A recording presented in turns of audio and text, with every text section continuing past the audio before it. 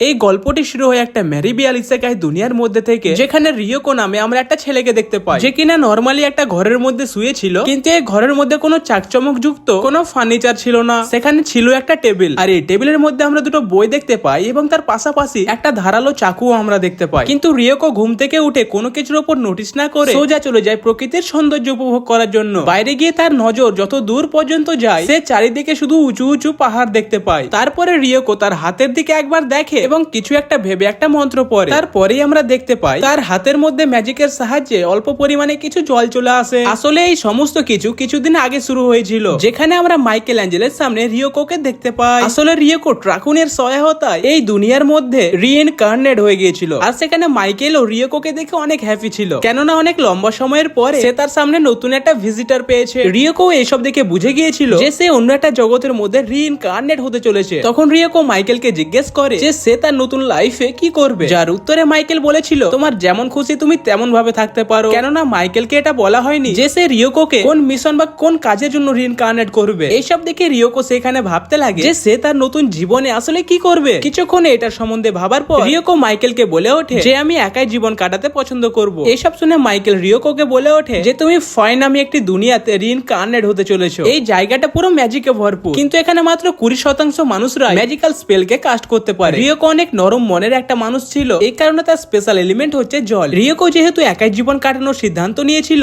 এই কারণে তাকে রোন্ডোর ফরেস্টে রিইনকার্নেট করে দেওয়া হয়। রিয়োকোকে যে ঘরটা দেওয়া হয়েছিল সেখানে একটা আইস ঘরও ছিল, যার মধ্যে 2 মাসের পর্যাপ্ত খাবার ছিল। রিয়োকো এইসব দেখে বুঝে যায় যে এগুলো হচ্ছে ম্যাজিক দিয়ে তৈরি। আর এই বড় ঘরটা খাবারকে স্টোর করার জন্য বানানো হয়েছে। আসলে মাইকেল এই ঘরের বাইরে একটা ম্যাজিক্যাল ব্যারিয়ার বেঁধে দিয়েছিল, যাতে কোনো মনস্টার রিয়োকোর উপরে হামলা না করতে পারে। এবং মাইকেল সেখানে দুটো বইও রেখে গিয়েছিল। আসলে এই বই দুটির মধ্যে এই নতুন জগতের সমস্ত ইনফরমেশন উল্লেখ ছিল। এই বইগুলোকে পড়ে রিয়োকো বুঝতে পারে যে সে তার মনের ইচ্ছা যে কোনো জায়গাতে জল নিয়ে আসতে পারবে।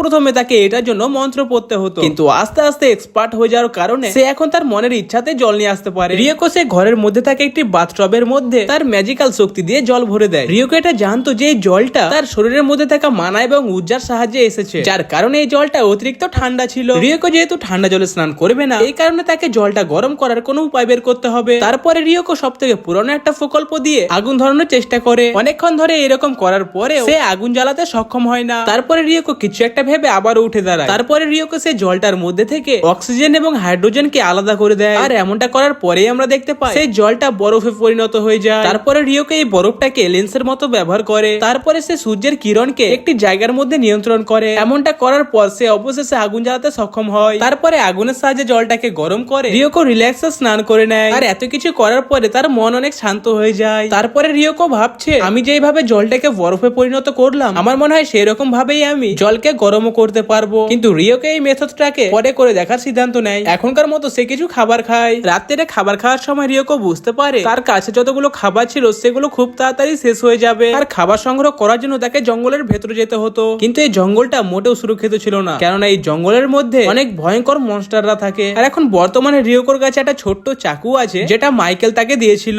এই সমস্ত কিছু দেখে রিয়োকো বুঝতে পারে যে তাকে এখন অ্যাটাক করার জন্য কোনো নতুন ম্যাজিক স্পেল শিখতে হবে। রিয়োকো তখন বাইরে এসে তার অটাক ম্যাজিক বল কাস্ট করে। অটার বলটা অনেক স্পিডে আগের দিকে এগিয়ে যায়। রিয়োকো এটা দেখে অনেক আনন্দিত হয়েছিল যে তার প্রথম অ্যাটাকটা সাকসেসফুল হয়েছে। তারপরে সে যখন গাছটির কাছে যায় তখন সে দেখতে পায় অ্যাটাকের পরেও একটুও ড্যামেজ হয়নি গাছটা। কিন্তু রিয়োকো এইসব দেখে খুব তাড়াতাড়ি বুঝে যায় যে আমাকে আমার অ্যাটাকে আরো জোর লাগাতে হবে। আমি তো এখন সবে মাত্র শুরুই করলাম, যদি অটার বলে কোনো কাজ না হয় তাহলে আমি অটার জেট কাস্ট করব। এই কথা বলে রিয়োকো অনেক বেশি এক্সাইটেড হয়ে অটার জেট কাস্ট করে। কিন্তু ভাই এর রেঞ্জ অনেক কম। এইসব দেখে রিয়োকো বুঝতে পারে এই কাজটা অতটাও সহজ না। তারপরে রিয়োকোর মাইকেলের কথা মনে পড়ে। সেখানে রিয়োকো মাইকেলকে জিজ্ঞেস করেছিল যে আমি আমার ম্যাজিক স্পেল কিভাবে কাস্ট করব। তার উত্তরে মাইকেল বলেছিল তোমার ইমাজিনেশন যত বেশি স্ট্রং হবে তোমার ম্যাজিকও ততটাই বেশি স্ট্রং হতে থাকবে। এই কারণে তোমাকে বারবার অনেক স্ট্রং ইমাজিন করতে হবে। আর এইদিকে সন্ধ্যা নেমে এসেছে, কিন্তু রিয়োকো না থেমে ট্রেনিং করেই যাচ্ছে। আর অনেক বেশি ট্রেনিং করার ফলে রিয়োকোর ওয়াটার জেটের রেঞ্জটা অনেক বেশি বেড়ে গেছে। তারপরে আমরা দেখতে পাই রিয়োকো স্নান করার জন্য ঘরে চলে এসেছে। কিন্তু এইবারে রিয়োকো অন্য কিছুই করে দিয়েছে, কেননা সে বরফ তৈরির মেথডটার উল্টোটা করে এইবারে সে গরম জল কাস্ট করছিল। তারপরের দিন সকালে আমরা দেখতে পাই রিয়োকো বাতাসের মধ্যে একটা ক্রিস্টাল বানাচ্ছে এবং সেটাকে ছুঁচলো আকারও দিয়েছে। কিন্তু এটা দেখে রিয়োকো একটা জিনিস নোটিস করলো, যেটা পুরোপুরি তৈরি হতে অনেক সময় লাগছে। কিন্তু এই সবকিছু না ভেবে রিয়োকো এটার নাম দেয় আইসেলাস। তারপরে রিয়োকো যখন এই ক্রিস্টালটা দিয়ে অ্যাটাক করে তখন সে দেখতে পাই এটারও রেঞ্জ অনেক কম। কিন্তু রিয়োকো এইসব কিছুর উপরে নোটিস না করে আরো অনেক ধরনের ম্যাজিক কাস্ট করার চেষ্টা করছিল। দীর্ঘ সময় ট্রেনিং এর পরে রিয়োকো এখন অনেকগুলো আইসে লাস্ট ক্রিয়েট করতে পারছে। আর এতগুলো আইসে লাস্ট ক্রিয়েট করার জন্য রিয়োকো অনেক ক্লান্ত হয়ে যায়। এইসব দেখে রিয়োকো বুঝতে পারে যে তার শরীরের সমস্ত মানা শেষ হয়ে গেছে। তারপরে বেশ কয়েকদিন কেটে যায় আর এখন রিয়োকো অনেক তাড়াতাড়ি আইসে লাস্ট কাজ করতে পারছে। তারপরে রিয়োকো এই আইসে লাস্ট দিয়ে একটা বল্লম বানিয়ে নেয় আর সে বল্লমটা নিয়ে সে জঙ্গলের মধ্যে চলে যায় খাবার সংগ্রহ করার জন্য। রিয়োকো জঙ্গলের মধ্যে চারিদিকে ঘোরাঘুরি করছিল, কিন্তু এইসবের মধ্যে রিয়োকো হঠাৎ করে নোটিস করে যে তার পেছনে কেউ একটা আছে। রিয়োকো যখন পেছনে ঘুরে দেখে তখন সে দেখতে পায় তার পেছনে দাঁড়িয়ে আছে একটা জঙ্গলি শুয়োর। আর তাকে দেখা মাত্র রিয়োর পা কাঁপতে লেগেছিল।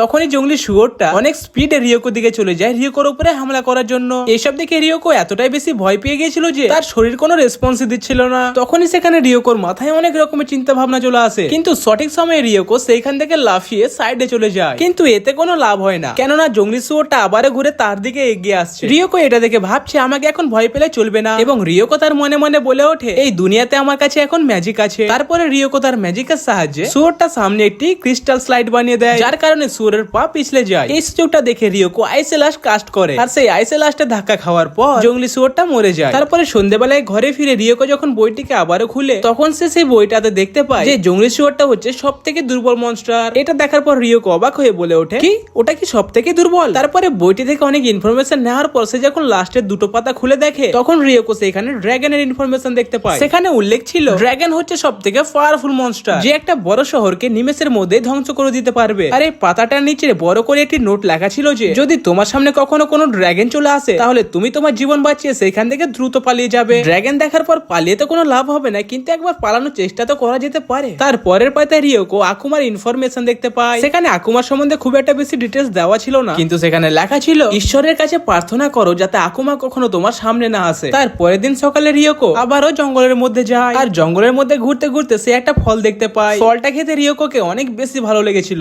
তখনই হঠাৎ আমরা দেখতে পাই রিয়োকোর উপরে একটা অনেক বড় বাজ পাখি অ্যাটাক করে দিয়েছে, কিন্তু রিয়োকো এটা দেখে দ্রুত হামলাটাকে ডজ করে দেয়। তখনই আমরা দেখতে পাই এই বাজ পাখির অ্যাটাকটা এতটাই পাওয়ারফুল ছিল যে তার প্রভাবে বড় একটা গাছ ভেঙে যায়। এইসব দেখে রিয়োকো সেখান থেকে পালাতে লাগে আর সে নিজেকে প্রোটেক্ট করার জন্য তার পেছনে আইসিল লাগিয়ে যাচ্ছিল যাতে বাজ পাখির হামলাটা সোজা তার গায়ে না লাগে। তারপরে রিয়োর কাছ থেকে আমরা জানতে পাই এই বিরাট বড় বাজ পাখিটা একটা ম্যাজিক্যাল ফ্ল্যাশ ইউজ করে যেটা পুরো অদৃশ্য, কিন্তু এদের মেন হাতিয়ার হচ্ছে এদের ছুঁচলো নখ এবং ছুঁচলো ঠোঁট, যেটা সাহায্যে তারা তাদের শিকারের গলা ছিঁড়ে নেয়। তখনই রিয়োকো বুঝতে পারে যে পালিয়ে কোনো লাভ নেই, এই কারণে সে দাঁড়িয়ে যায় এবং বাজ পাখিটার উপরে ওটার জেট দিয়ে হামলা করে। কিন্তু বাজ পাখিটাই হামলাটাকে অতি সহজে ডজ করে নেয় এবং অনেক স্পিডে রিয়োর উপরে হামলা করার জন্যই এগিয়ে আসছে। এটা দেখে রিয়োকো তার নিজের সামনে ছুঁচলো আইস শিল্ড বানিয়ে দেয়। আর এই আইস শিল্ডের সঙ্গে ধাক্কা লাগার কারণে বাজ পাখিটা দূরে গিয়ে পড়ে, কিন্তু বাজ পাখিটা বেশি দেরি না করে দ্রুত আবারও আকাশ উড়ে যায়। তখনই আমরা দেখতে পাই আইস শিল্ডে ধাক্কা লাগার কারণে বাজ পাখির একটা চোখ কানা হয়ে গেছে। তারপরে বাজ পাখিটা রিয়োকোকে কিছুক্ষণ দেখার পরে সেখান থেকে পালিয়ে যায়। এত কিছুর পরে রিয়োকো বলে উঠলো এই একা জীবন কাটানোর আমার সিদ্ধান্তটা আমি যতটা সহজ ভেবেছিলাম এটা ততটাও সহজ নয়।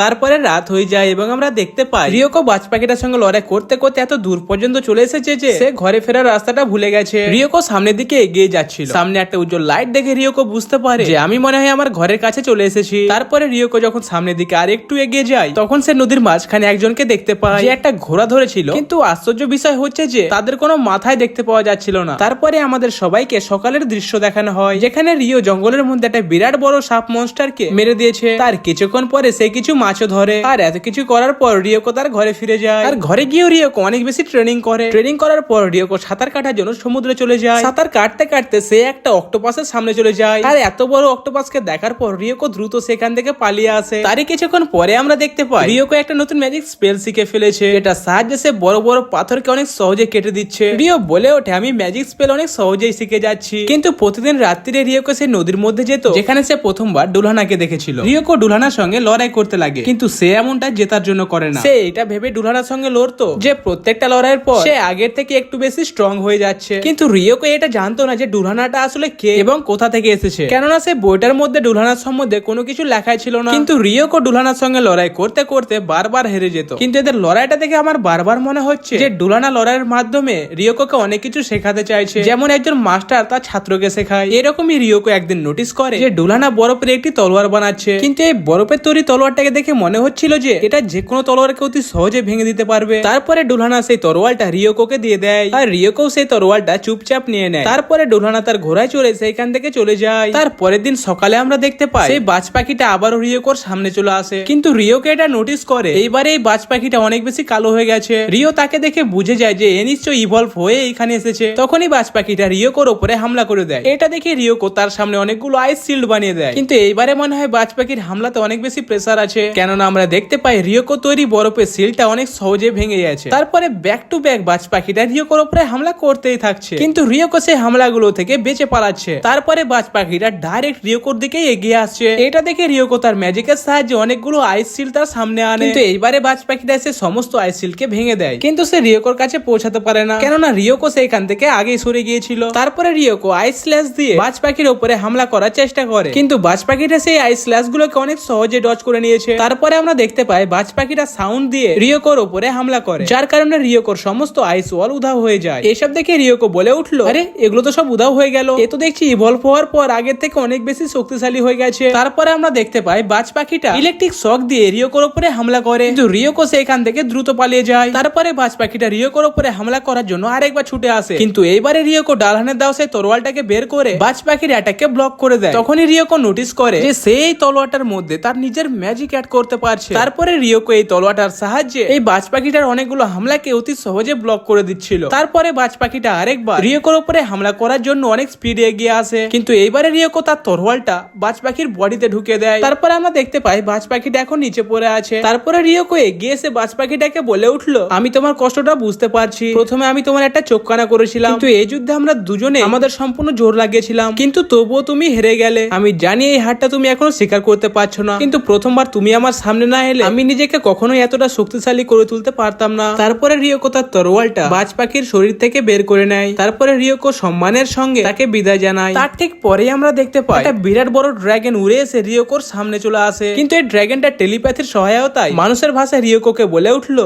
এই তুমি একটা মানুষ তাই না? এই কথা শুনে রিওকো অনেক বেশি অবাক হয়ে যায় এবং বলে ওঠে, তুমি তো কথা বলতে পারছো। এর উত্তরে ড্রাগনটি বলে উঠলো, হ্যাঁ আমি মানুষদের ভাষায় কথা বলতে পারি, আর আজ অনেকদিন পর আমি টেলিপ্যাথির সাহায্যে কোনো মানুষের সঙ্গে কথা বলছি। তখন রিওকো ড্রাগনটাকে বলে উঠলো, তো তুমি এখন কি চাও? তখন ড্রাগনটি বলে উঠলো, তুমি কি এই আশেপাশে বিরাট বড় পাখিকে দেখেছো? ওটা একটা বাজ পাখি ছিল আর রিসেন্টলি সে ইভলভ হয়েছে। এই কথা শুনে ভয়ে ভয়ে রিওকো বলে উঠলো, ওটা কি তোমার কোনো আত্মীয় ছিল?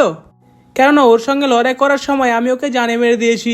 এই কথা শুনে ড্রাগনটি বলে উঠলো, কি তুমি ওকে জানে মেরে দিয়েছো? তুমি দেখতে অনেক ছোট, কিন্তু এটা মানতে হবে তোমার মধ্যে অনেক হিম্মত আছে। আর তোমার হাতে ওটা কি একবার দেখাবে? এই কথা শুনে রিওকো বলে উঠলো, এটা। এই তরোয়ালটাকে দেখার পর ড্রাগনটা বলে উঠলো, এটা তো হচ্ছে ফেরি কিং এর শর্ট, আর যদি ফেরি কিং তোমাকে এটা দিয়ে থাকে তাহলে তুমি নিশ্চয়ই ফেরি কিং এর জন্য কিছু করেছো। এই কথা শুনে রিওকো বলে উঠলো, তুমি কি বলতে চাইছো আমি এখনো কিছু বুঝতে পারছি না, কিন্তু আমিও তোমার কাছ থেকে অনেক কিছু জানতে চাই, আমি কি তোমাকে জিজ্ঞেস করতে পারি? তারপরে আমরা একেবারে সন্ধ্যার সময় দেখতে পাই যে ড্রাগনকে কেউ চিৎকার করে ডাকছে, আর সেই চিৎকারটা শুনে ড্রাগনটা রিওকোকে বলে উঠলো, এখন আমাকে এখান থেকে যেতে হবে। এই কথা শুনে রিওকো তাকে ধন্যবাদ জানায়, কেননা ড্রাগনটা অনেক কিছুই রিওকোকে বলে দিয়েছে। তারপরে ড্রাগনটা রিওকোকে তার নাম জিজ্ঞেস করে, যার উত্তরে রিওকো বলে উঠলো, আমার নাম হচ্ছে রিওকো। এই কথা শুনে ড্রাগনটা বলে উঠলো, আমার নাম হচ্ছে লেভিন, তাহলে পরে আবার দেখা হচ্ছে তোমার সাথে। এই কথা বলে ড্রাগনটা সেখান থেকে উড়ে চলে যায়। তখন রিওকো ভাবছে, আমি এটা কখনোই ভাবতে পারিনি যে আমি কোনোদিন একটা ড্রাগনের সঙ্গে কথা বলবো। সত্যি এই দুনিয়াটা অনেক অদ্ভুত। তারপরে আমরা মাইকেলকে দেখতে পাই, যেখানে সে দেখতে পায় যে রিওকোর কাছে একটা হিডেন ট্রিট আছে। এটা দেখে মাইকেল বলে উঠলো, রিওকোর কাছে এটা কিভাবে আসতে পারে? কেননা 1000 বছর আগে যখন আমি ওই ছেলেটাকে অন্য একটা দুনিয়ার মধ্যে পাঠিয়েছিলাম, তখন একমাত্র তার কাছে এই ট্রিটটা ছিল। তারপর থেকে আর কারো কাছে এই ট্রিটটা দেখতে পাওয়া যায়নি। আর এখন রিওকোর হিডেন ট্রিট হচ্ছে ইটারনাল ইউথ। এর মানে হলো রিওকো সবসময় ইয়ংই থাকবে, অথবা বলতে পারেন রিওকো কখনো বুড়ো হবে না। তো গাইস, এই অ্যানিমেটা আপনাদেরকে কেমন লাগছে কমেন্টে জানাতে ভুলবেন না। বাকি এই অ্যানিমের প্রতি ভালো রেসপন্স এলে আমি এর পরবর্তী পার্ট খুব তাড়াতাড়ি নিয়ে আসবো। তো এখন সবকিছু তোমাদের হাতেই আছে, তাড়াতাড়ি কমেন্টে জানাও। দেখা হচ্ছে পরের এপিসোডে, ততক্ষণ যেন বাই।